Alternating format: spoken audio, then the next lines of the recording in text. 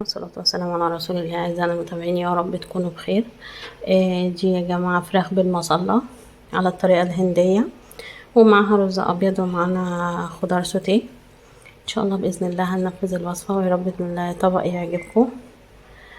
الفراخ معانا هنا طبعا غسلينها ونشفناها. فضلا لو وصفاتنا بتعجبكم ياريت تعملوا لنا اشتراك في القناة.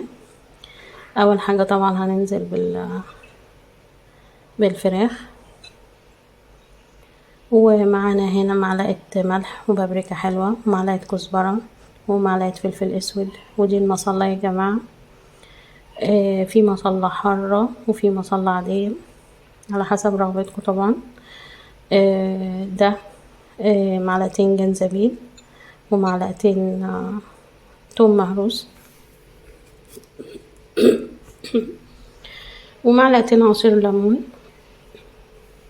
ومعانا كمان كوباية لبن رايب، ولو مش متوفر ممكن نستخدم الزبادي. طبعا هنقلب الفراخ وهنسيبها في التتبيلة الحلوة دي مش أقل من ساعة، ولو مستعجلة عادي ممكن تشتغل على طول. معنا هنا الحلة اللي هنشتغل فيها، وبنزل بمعلقتين سمنة. لو متوفر زبدة مش مشكلة، المتوفر يعني. طبعا بصلة ناعمة، وبخليها بس يا بنات تدبل، وبنزل بالخلطة بالفراخ والخلطة بتاعتنا دي.